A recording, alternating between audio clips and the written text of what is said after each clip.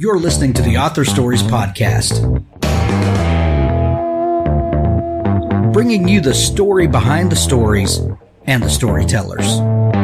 Margaret White, Terry Brooks, Sheena Kamal, Matthew Quick, J.T. Ellison, Walt D. Williams, Brad Thor, Corey Dr. O, Brandon Sanderson, Robin Mott, Ernest Klein, Jim Butcher, Charlene Harris. Visit hankgarner.com for archives of all the shows. Today's guest is Alane Adams. Thanks for tuning in to Author Stories today. It's November and we have lots of great shows for you. Author interviews, writing advice, the very best people in writing today. Join me each and every weekday. You can find all of the archives at hankgarner.com. Before we get started, let's talk about some sponsors today. Writing novels is hard, but Dabble makes it easier. Dabble replaces your word processor, doing what it can't. Dabble organizes your manuscript, story notes, and plot. It simplifies story, leaving more room in your brain to create. And after all, that is what being a writer is all about. Dabble was built from the ground up specifically for writing novels. It takes minutes to learn, and it makes writing a joy. See how Dabble will revolutionize the way you write with a free trial at www.dabblewriter.com. Also, thanks to our friend Mindy Tarkana and her book, Deepest Blue. From critically acclaimed author Mindy Tarkana comes a magical tale told sun to sun, moon to moon, heart to heart, and midsummer to midsummer. For fans of Paulo Coelho and Neil Gaiman, in an enchanted city seen only at twilight, a resentful second son unlocks secrets which could cause his world's star to finally set. Publishers Weekly calls Deepest Blue a haunting, lyrical fantasy dealing with love, loss, and political turmoil. Circus Reviews said there's a lot to like about Tarquini's Italian-inflected fantasy story, starting with her often lyrical prose. Deepest Blue by Mindy Tarkana. Thanks also to our friend Joe Leonardi, who is sponsoring the show. He has a series of novellas called The Damaged and Broken Collection. Tortured and Tormented, Creating a School Shooter is the first one. War Springs Eternal is the second. And then the third in the series called Is Suicide Painless? Joe is a fantastic storyteller, and he's telling stories that connect on a heart level, that make us look at the world around us and the crazy things that are happening, and maybe instill a little empathy into the way we look at the things going on. We're going to talk about them more this month as it goes on. But Joe Leonardi, The Damaged and Broken Collection, there's a link to it in the show notes. Well, thanks for joining me again for the Author Stories Podcast, where I bring you the story behind the stories and the storytellers. Today, I'm super excited to have Alane Adams back on the show with me. You may remember her from last year, where we had a fantastic conversation about her picture books, the Thief series, as well as we touched a little bit on her Orkney series and this great middle grade fantasy series that began with a request from her son, if I remember right. She's got a new book in a new middle grade series and a new picture book, and we're going to talk all about it today. Welcome back to the show, Alane. Hey, Hank, thanks so much for having me this morning. I'm excited to be back. Me too. I have a copy of The Blue Witch and the new picture book, which we tested on our niece and nephew this past weekend, and I'm going to tell you the Circus Thief was a huge hit, and the Blue Witch. I stole it so that I could read it first and then passed it on to the youngsters, and it's absolutely fantastic. So, oh, thank you so much. I appreciate that. Yeah. So it sounds like you've had a busy year this last year. It seems like my life is always busy. In the last 30 days, I've visited 30 different schools in 4 states, just in the last 30 days. That is amazing. Is this for your literacy program? It's a combination, of talking about the books and letting the kids meet an author. And whenever they meet an author, they get excited about reading. And my platform, for my foundation is really all about reading, and it just kind of ties all together with the books that I have coming out and my passion for getting them to read. And it's just been a lot of fun to get out to the schools. It's a good time of year to visit schools, and kids are excited to read. Well, when we talked last time, you told us this great story, and we'll just recap a little bit for the folks that haven't heard that previous episode. And I'll put a link to the previous episode in the show notes so people can go back and listen to the whole thing. But you always wanted to be a writer, so naturally you went into accounting. And, exactly. That made total sense, right? Right, exactly. But you graduated from working in the family business and you started, this foundation. Tell us about the foundation and what that means to you. Sure. So about 10 years ago, we're just celebrating our 10-year anniversary this year, which is really exciting for us. I left my family business and wanted to pursue something else, find a little different purpose for my life. And so I started a foundation. And at first, honestly, I had no idea what my platform was going to be, how I was going to make an impact on the world. And so I did a lot of traveling, and I kind of traveled all over the world. I went places with UNICEF, and I visited Angola and Nepal and Laos, and I traveled to Peru and just about every possible other continent you can think of. And one of the things that I learned is that when you ask a child in the developing world what they want to be when they grow up, they will almost invariably say, teacher.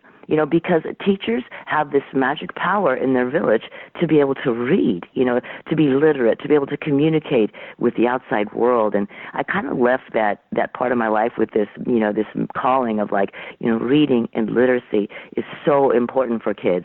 And at around the same time, my son, as you said, sort of asked me to write him a book that he could read. And, I'd never considered being a children's author. If Alane was going to be an author, she was going to be an important author.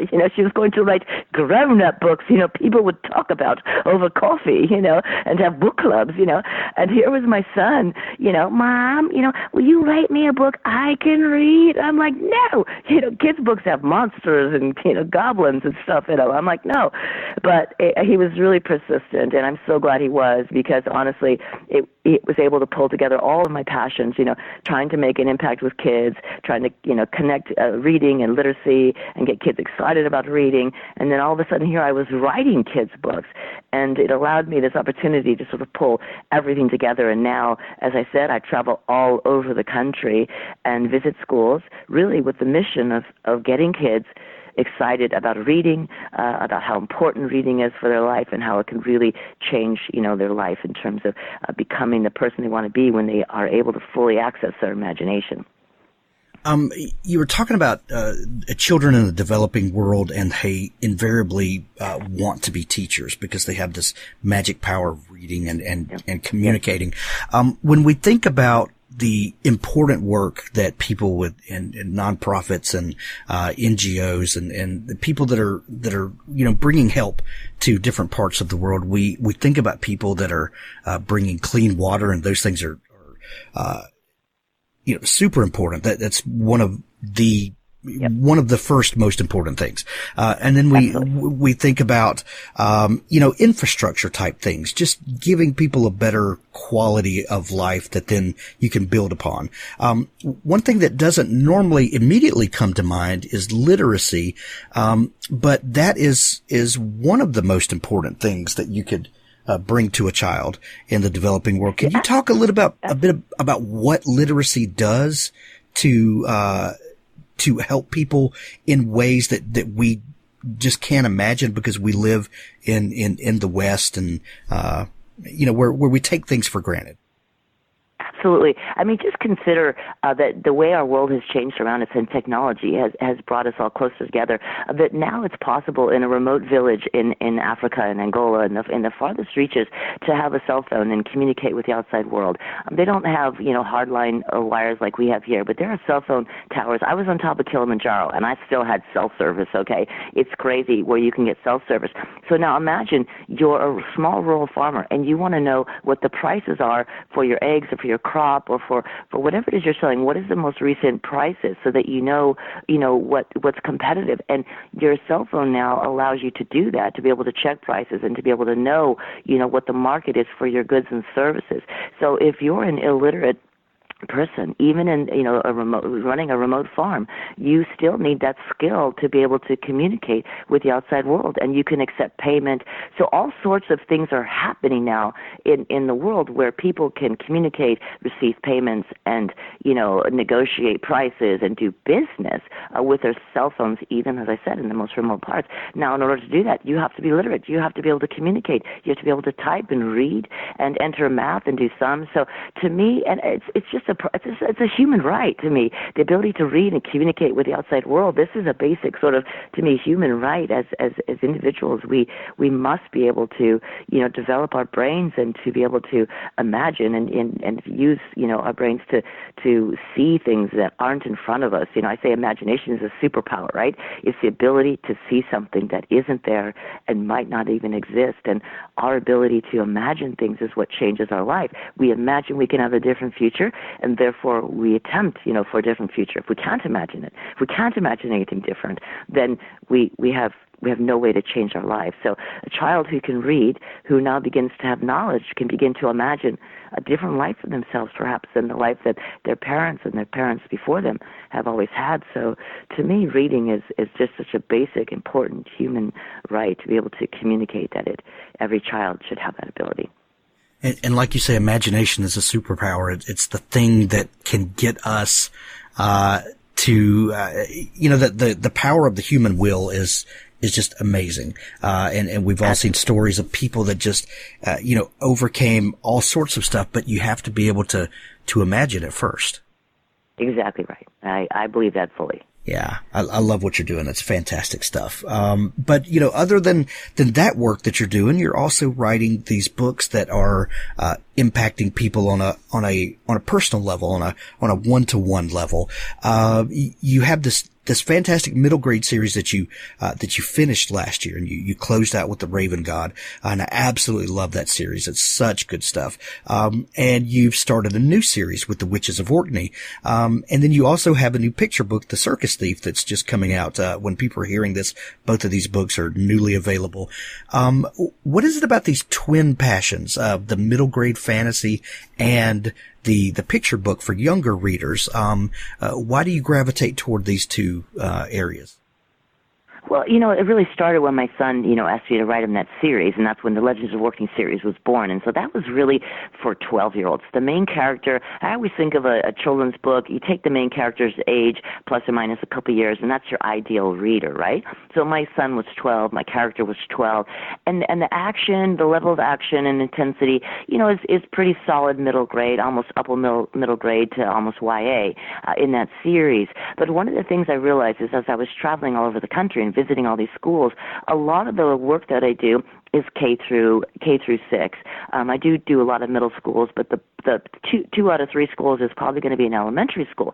And so while I have the picture book series for the K through 3 readers, what I was finding is that my 4th and 5th graders, these really sweet young readers that were so excited to read one of my books, they kept gravitating towards the Legends of Orkney series, and I felt like, as a parent and as a writer, that they might be a little young, for that series, that, an 8, 9-year-old who's hungry for something meaty and rich with fantasy, but they might be daunted by a 350-page, a book in the series itself. We're talking 300-400 pages in each of these books in that Orkney series. And so I thought about, well, why not write something for this, sort of in-between reader that's not quite full middle grade. I call it junior middle grade, And I thought, well, I have this whole world built. One of the hardest parts about being an author and writing fantasy is world building, right? We have to create this fantastical, magical realm where all of our action takes place. And so I had built this magical realm of Orkney with all its creatures and races and magical beings. And I thought, well, why not, use that somehow? And I had this idea, and it came from this concept from The Red Sun, the very first book in my Legends of Orkney series. And in it, my main character's mom, her name is Abigail, and we find out she's a witch.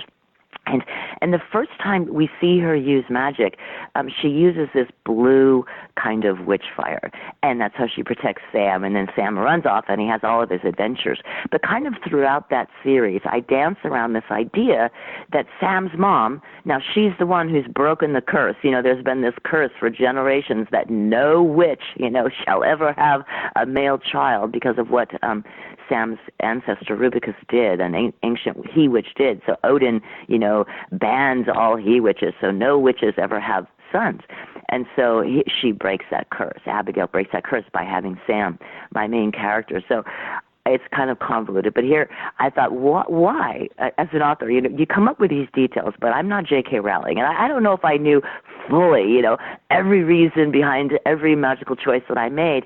And I had this curious question to myself. Why does Sam's mom, you know, have blue magic? All the other witches have green witch fire. When they use this, like, call up this, you know, fire on their hands, you know, they can throw these balls of fire. Every witch has green witch fire, but Sam's mom has blue. And that became the basis, that question, you know, that niggles at the back of an author's mind. Why? Why is she different? Why was she able to break the curse? Why is her magic blue? And at the same time, again, I wanted to deliver a story that my 9 to 10-year-old, you know, fans could really sink their teeth into and have fun with. So the Blue Witch came out of that, you know, my little Blue Witch, Abigail. We start off, and this is a prequel series. So we start off, and she's only 9 years old, and it's her first day at the famous, you know, Tarkana Witch Academy. And, you know, she's starting off, and she's kind of an orphan. All the other witches have powerful witch mothers, but there's a lot of mystery just around who Abigail's parents are, and her magic hasn't come in yet, and she has all kinds of struggles. And it's really fun for my readers of Legends of Orkney that get to go back and read this because they're familiar with kind of all the characters like Endera. She's one of the main antagonists in the first book, and now we get to see her as a 9-year-old, you know, and kind of what formed the rivalry between her and Sam's mom, Abigail. So I really had a lot of fun writing the book, and it's got some illustrations. I'm sure you noticed it's got some great illustrations in it, and it's about half the length of one of my regular Orkney books, so it's perfect for that 4th or 5th grader that's just setting out into these big chapter books. And I really feel like that is an underserved group right now. YA is so huge. And then, you know, you got the really blockbuster middle grade series. And we just, the thing that, you know, as someone who raised 5 middle graders, we were constantly going through books and looking for series that we could get them invested in and that really, you know, excited them and things like that. Uh-huh. And what I learned about middle grade, and especially younger middle grade or junior middle grade, as you call it, is that, a lot of writers for that age kind of depend on silliness and goofiness, when it's just kind of their default way of connecting with those kids. And you can absolutely connect with an 8-9-year-old by being silly and goofy. But you know, you can only play that card so much. You know, those jokes get worn out and tired. And I think we can all name some books we've seen around our house that you just kind of groan and roll your eyes at. And one thing that I love about your books and the, you know, both series, the previous one and the new one, is that you don't insult children's intelligence. You give them a great story, and it's full of adventure, and it's fun, and there's some silly, you know, aspects to it. You know, but they are kids. You got to have something. Well, they are kids. Yes, you makes me have a little giggle here and there. Exactly, you know? exactly. And I'm not discounting that at all. But you know, some they default to that because they don't know how else to connect with kids. And I love that you're not afraid to tell a fun adventure story without just going to the least common denominator, I guess. So, I know that originally your ideal reader was your son and you were, you know, writing stories for him and bouncing things off of him. He's outgrown, those by this point, I think. So who is your ideal reader now and who are you thinking about when you're writing?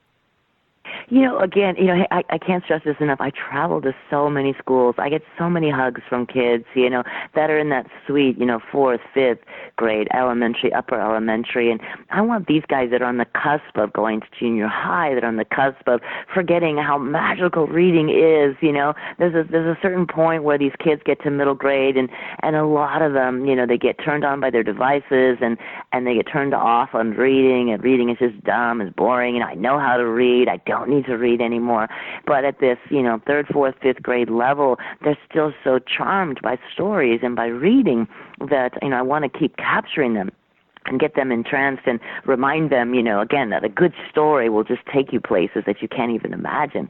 And, I just, to them, these kids that I meet everywhere I go, and to see the excitement on their faces when they say, I want to read your book. I can't wait to read your book. That's to me, that's my ideal reader, these little faces that I see, and I call them my junior middle graders. They're not quite middle grade yet. They're just that upper elementary, and I meet so many of them. I'm just really excited to finally have something that I'm really proud to put in their hands for them to take home, and I know they can read it and finish it, and it won't be too much for them, and I'm hopefully leave them really excited for the sequel, which I'm sort of knee deep in.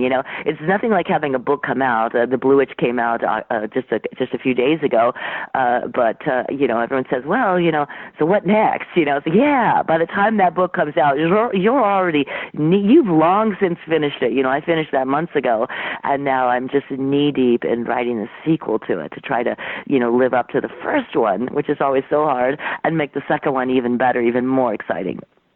Well, you mentioned earlier that one of the hardest things for an author to do is to world build, because you're, especially in a fantasy series, you're building an entire world and people and magic and all that just from nothing.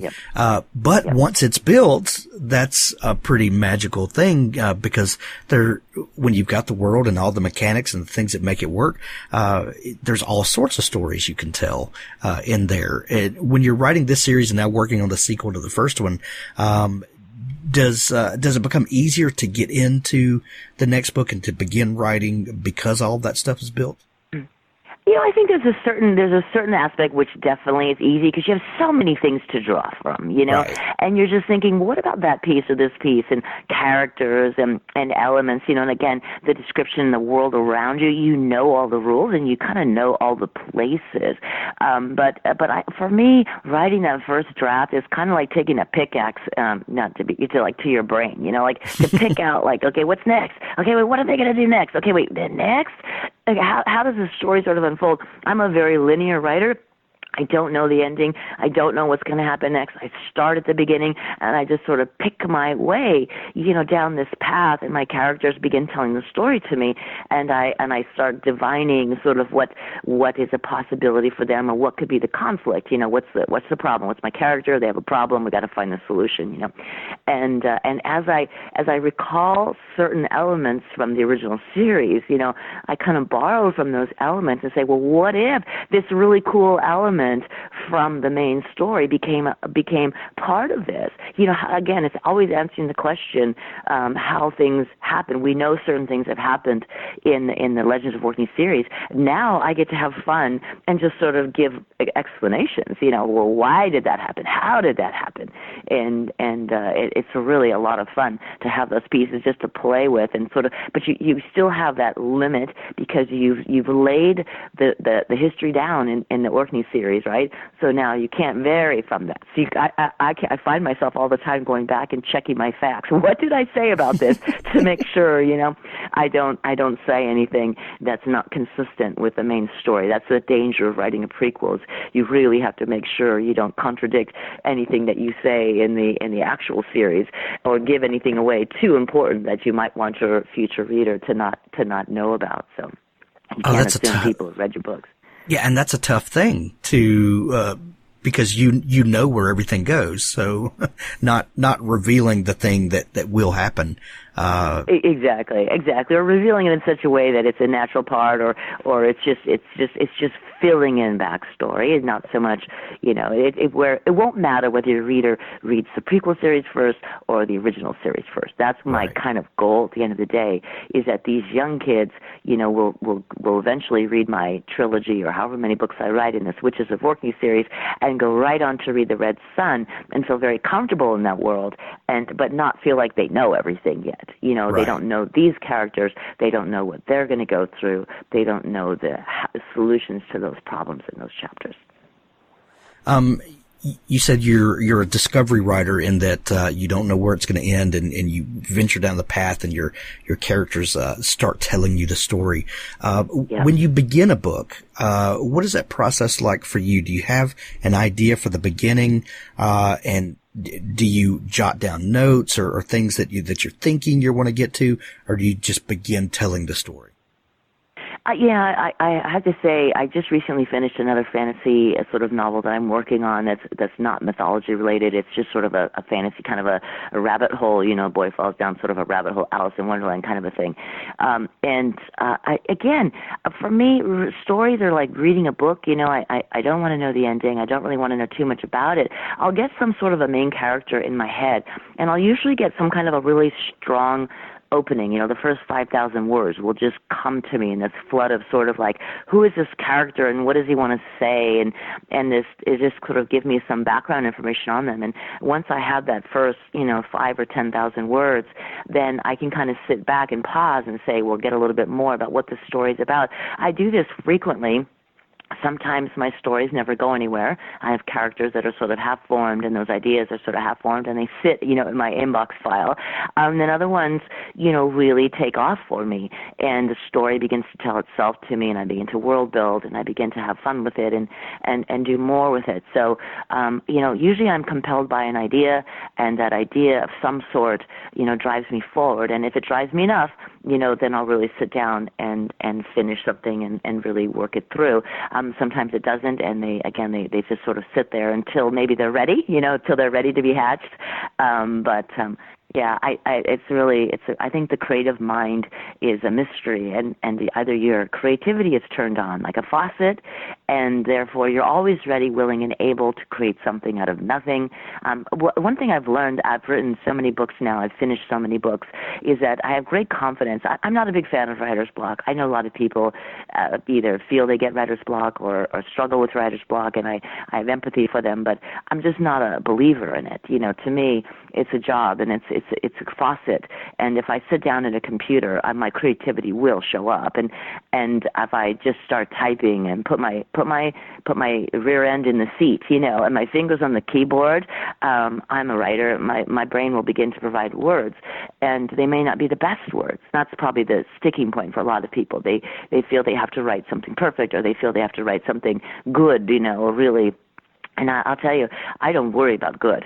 Not in my first draft. I just worry about story. I worry about my characters and figuring out how they, who are they, what are they doing, what is their interaction, and the rest of it will come later. If I can just get the story out, pull it out of my brain, like I said, using that pickaxe and just tink, tink, tink, tink, tink, this chunk. Oh, and each time I lay something down, another.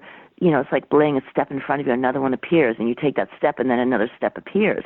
But the step won't appear if you don't take the step. You've got to take that first step, and then another step will appear in front of you. And that's, to me, like what writing is all about. You just have to show up every day, be faithful, and get your words in, and the story will tell itself. And at the very end, when it's done, it's not very good. It's a terrible manuscript, but it's a manuscript that you can now work with, and now you're editing brain. That's the analytical, critical, mean side of the writer that comes in and fixes everything. You know what I mean? Right. Fixes everything. But if you allow that critical, analytical, mean part of your brain to interfere with your creative writing process, you'll darling, you'll never get out of the first chapter. You'll be stuck, and you will suffer from writer's block because you'll be sitting there telling yourself, it's not good enough. I've got nothing. I can't think of anything to write. Yeah, I don't. That's not how it works. Yeah, and I think that's what the majority of writer's block is that you're trying to make the initial words beautiful. And that's not the initial word's job. The initial word's job is to tell the story. And and you're getting the process out of order. And, but it's easily said. But that's a tough thing when you get into that other brain to switch back out. And that just comes with practice. For me, it's just been experience. I finally have learned the process. I finally accept, like, this is not going to be very good. Right. And that's okay. Somebody else will fix this. Like my other persona, the other Alane, the mean Alane will fix all this. And I know that, and so I trust that. And I just don't worry about it. So I'm intrigued by this portal fantasy that you said you just finished, the rabbit hole fantasy. Are we going to see that anytime soon? I hope so. I'm really excited about it. It's about a boy named Bartholomew Bogglebottom, and he's one of those boys that's bullied for his name. Everyone calls him Farty Barty, and he meets this amazing girl named Hattie McGee, and Hattie sort of changes his life, and he's bullied. He's trapped in his locker, and then all of a sudden the back of his locker opens up, and he ends up in this sort of pocket world, the in-between worlds, between here and there, of Pandora.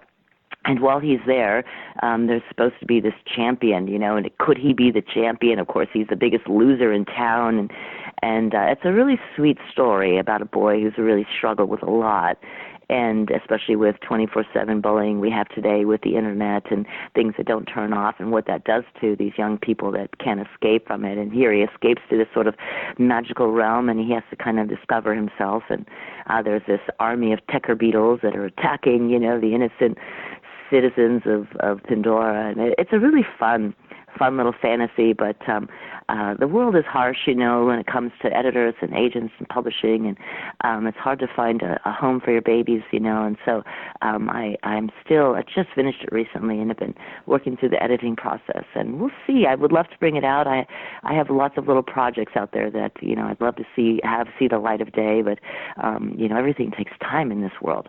Yes, it does. Yes, it does. Well, we're hoping with you, so I'm excited to see where that project goes. You also have another brand new book out, coming out this first week of November. When people are hearing this, it'll be out. It's called The Circus Thief, and this brings us back to little Georgie and in his adventures.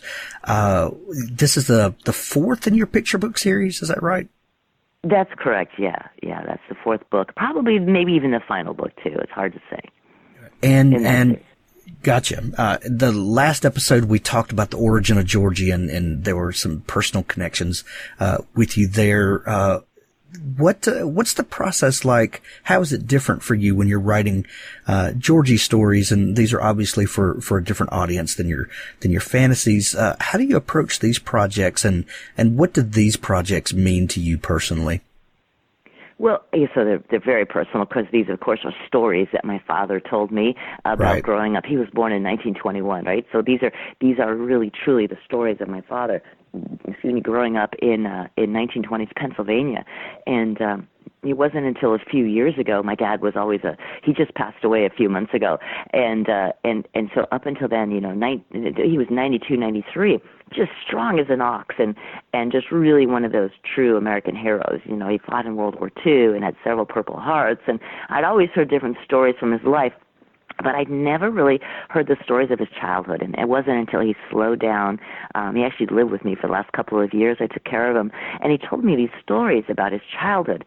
And one of the things I love about The Circus Thief, which is the upcoming book, is he would tell this story about how his father rescued this circus horse named Roxy. It was a beautiful white horse, and that this horse could actually count. And, horses can be trained to sort of paw the ground, 3-4 times, whatever. And so I just loved that visual image. So he would tell me these different stories, and I would get these sort of visual images of what that would look like. And then I would sort of tweak them a little bit to fit, a picture book. Now, one of the nice things about picture books, as opposed to my other stories, picture books are only 900 words, 800, 900 words. Much easier to write than a 40,000, Witches of Orkney book or a 90,000 Legends of Orkney book. So, of course, the process is very different, Right. You sort of come up with a story of the character problem solution, right? Georgie is going to the circus. There's a problem with the horse, and voila, we get to the ending. But the visual aspect, this is a picture book, and so really the pictures are going to tell most of the story. Although my picture books tend to have more words than the average picture book because they're more for the second, third graders, I think, than the pre-readers. But it's just a chance for kids to see what life was like and to imagine, what it was like to have chores and to have to, earn the money to go to the circus and how exciting that would be. There's no internet, there's no TV, there's no other really entertainment, and here this circus comes to town, and there's going to be a man shot out of a cannon. This is exciting for these kids. This is truly the most exciting thing. They're going to see a real live elephant, and I think it's hard to translate that until you really stop and get kids to, and when I read the book to kids in schools and kind of get them to really understand this is the biggest thing that's ever happened to these kids in their life, and to be able to ride on the horse and to see the magic and wonder of the circus. And I have to give a big shout out to my illustrator, Lauren Gallegos. She's just done the most amazing job with this book. I don't know. Have you seen the pictures? Oh, yeah, that's beautiful. The soft cover. But, yeah, the hardcover version is just beautiful, and the illustrations are rich in color and detail, and just, I think it's the most beautiful. I don't know about the words, but the pictures themselves are just the most beautiful. And, the idea that, Papa fixes the problem, he ends up, kind of rescuing this horse. And a lot of people say to me, well, where did Papa get the money? Money is so tight. And I kind of say, well, that's the point, that this man had a huge heart. My father had a huge heart, and I attribute that to his father must have had a really huge heart, And at the end of the day, he wasn't going to let this horse, be sacrificed. He was going to do whatever it took, even if it meant a huge sacrifice for him. And to me, it's the most powerful, perhaps less obvious, but that moment where Papa hands over the money, then hands over some more. This is not an easy thing for him. This is a huge thing, and I maybe that's only apparent to me, but it was a big moment in the book, and what he would do for his son to allow him to sort of not see this horse get sent away somewhere sad. So yeah, it's a very special book. Well, it's a beautiful sentiment, especially for this time of year. We're going into Thanksgiving and Christmas and Hanukkah and the this time of year. It should mean more than we've allowed it to mean in recent years, and we get so distracted by the pageantry and the commercialism of everything that we forget about sacrifice. And this is a beautiful story that highlights that and really gives us a chance to think about when we're helping others and doing for others that a lot of times the most meaningful things are the things that require a huge sacrifice, and those are the things that make the greatest impact. And I think it's a fantastic story and a fantastic message. So if you're shopping out there for the youngsters in your life, this is an ideal book. The whole Thief series is ideal for that, and the Blue Witch as well. That's some really great recommendations that we can make for the shoppers out there looking for stuff for youngsters. Awesome. Alane, thank you so much. Yeah, absolutely. I love everything that you're doing, writing and supporting literacy and all of the work that you're doing, and we want to help support that. If people are just learning about you and want to get plugged into what you're doing, where can they find you online? My website, of course, my homepage is at just www.alaneadams.com. And then all my social media is tagged at Alane Adams Books. So Twitter, Instagram, Facebook, you can find me on those and see what I'm up to and what schools I'm visiting next. I think I head out to Salt Lake City this week. That'll be my 5th state in 5 weeks. And hopefully after that I get to take a break. So, I'm looking forward to getting out there again, and hope you all will reach out to me and connect. Absolutely. Alane, it's always a pleasure to get to talk to you, and we're going to send everyone to pick up The Circus Thief and The Blue Witch. I hope you have a fantastic visit in Salt Lake City, and keep up the great work. You got it. All right. Thanks so much. Take care. Thanks for listening to the Author Stories podcast. You can find archives of all of the shows at hankgarner.com, and when you're there, please subscribe. Up next is an audiobook clip from Richard Gleaves' The Jason Crane series. They sat in silence, leaning on Spook Rock. It pulsed against his back, in rhythm with his heart. He fought an urge to press his palms to it and steal its mysteries. Kate took her hand away. "This fundraiser for my father's campaign, was it your idea?" "No. I didn't think so. You need to watch out." "For what?" She stood and paced, hands in pockets, avoiding his eyes. "Right now, you're a free agent. Nobody knows what you can do except me and Joey. That's rare. You've got space to find your own path, without everybody watching you or controlling you." "How many of them, us, are there?" "A few handfuls of families. We used to be all over, but we're kind of dying out. The secrecy issue makes it hard for us to find each other, hard to find people to marry and the like. So we congregate in a few obvious places.